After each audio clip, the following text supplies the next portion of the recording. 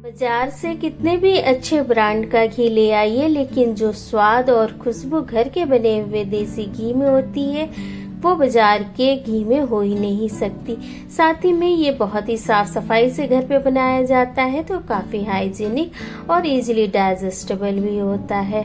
साथ ही में ये हमारे बोन के लिए काफ़ी फायदेमंद है, तो हमें ये खाने में शामिल करना भी ज़रूरी है। तो आज हम बहुत ही इजी तरीके से देसी घी बनाना देखते हैं घर पर, कैसे हम आसानी से बना सकते हैं। आपका श्वेता आज बंसाघर में स्वागत है। देसी घी बनाने के लिए हम ज़्यादा पुरानी मलाई का इस्तेमाल नहीं करेंगे। सिर्फ 1 सप्ताह या 10 दिन पुरानी मलाई को डेली फुल क्रीम मिल्क से निकाल के स्टोर करते चलेंगे किसी डिब्बे में, और उस डिब्बे को हम फ्रीजर में रखेंगे जिससे इसमें फंगस डेवलप ना हो पाए और जो मलाई के साथ साथ दूध है उसका भी हम यूज कर पाए। उसके बाद जब बनाना हो उस दिन हमें 1 घंटे पहले डिब्बे को फ्रीजर पे से निकाल लेना है और रूम टेम्परेचर पे आने देना है। उसके बाद अच्छी तरह से हाथ को धुल के, जैसे कि वीडियो में दिखाया गया है, इस तरह से इसको उंगलियों की हेल्प से मसल के मथ लेंगे।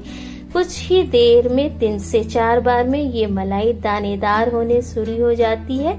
इसका मतलब है अब बटर इससे अलग होने स्टार्ट कर चुका है। आप जैसे वीडियो में दिख रहा है ऐसे आप कुछ मूवी या सीरियल लगा लें और आराम से इसे 8 से 10 बार या जब तक बटर नहीं निकल रहा है उससे ऐसे ही हाथों की हेल्प से आप मथ लें, जिससे कि ये बहुत ही आसानी से निकल जाता है। ना कोई मिक्सर की ज़रूरत है, ना ही किसी मथनी की, और मेहनत ना के बराबर है। 8 से 10 बार में बहुत आराम से ये निकल जाता है।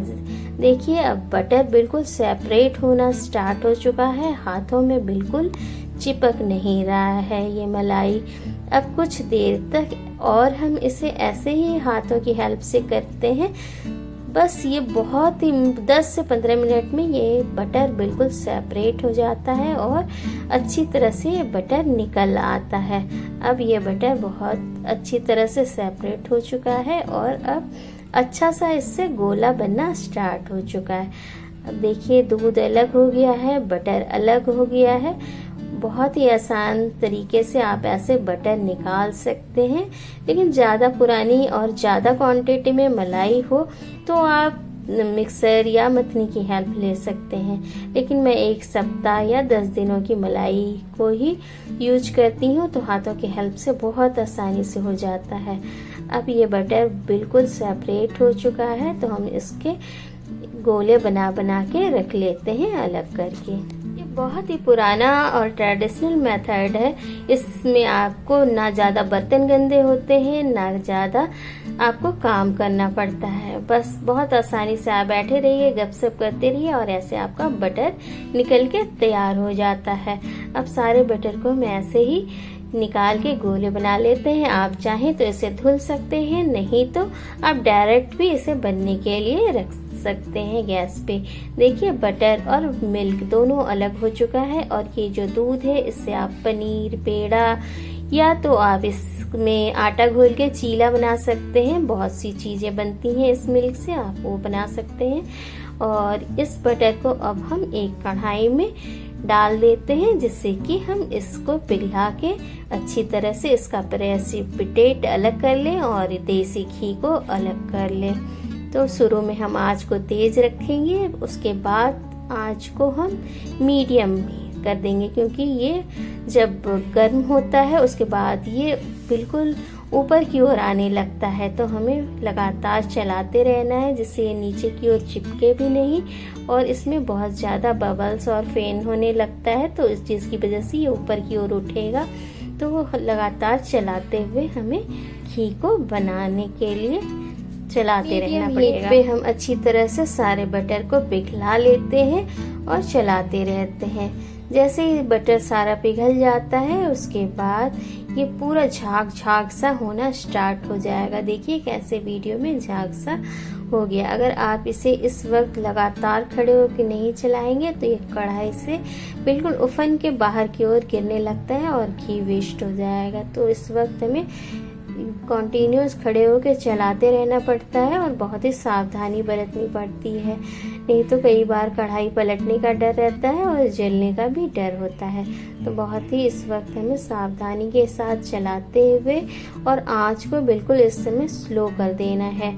कुछ देर के बाद जब इसमें से सारा एक्स्ट्रा पानी उड़ना स्टार्ट हो जाता है, फिर ये इस नीचे की ओर आ जाता है और फिर इसमें से घी अब देखिए थोड़ा थोड़ा सेपरेट हो चुका है। और ऐसे ही अब चलाना पड़ेगा, क्योंकि इस वक्त ये नीचे की ओर चिपकना स्टार्ट कर देता है। और घर की बनी हुई घी कितने सुंदर पीले रंग की बनके तैयार हो रही है। इसका कलर देखिए, एकदम प्योर घी है और कलर भी इसका एकदम नेचुरल है। इसमें कोई भी मिलावट नहीं है, कोई कलर नहीं मिलाया गया है, ये इसका नेचुरल कलर है। और थोड़ी सी मेहनत में बहुत सारा घी बन जाता है। और ये जब घी घर में बनता है, इसकी खुशबू भी चारों ओर अच्छी तरह से फैल जाती है। घर के बने हुए घी को आप रोटी में लगाइए, चावल में डालिए, सब जगह खाने में ये इतना स्वादिष्ट होता है कि बाहर के घी में ये बात होती नहीं है। बाहर के घी में कई बार रिफाइंड ऑयल या कई चीज़ें मिलाई हुई होती हैं जो कि अच्छी तरह से डाइजेस्ट होने में भी प्रॉब्लम करती हैं, लेकिन घर की घी बहुत आसानी से पच जाती है। और जहां आप एक रोटी खाते हो, घर की घी लगी हो, तो आप 2 रोटी भी खा सकते हैं। इतना स्वादिष्ट घर की घी होती है।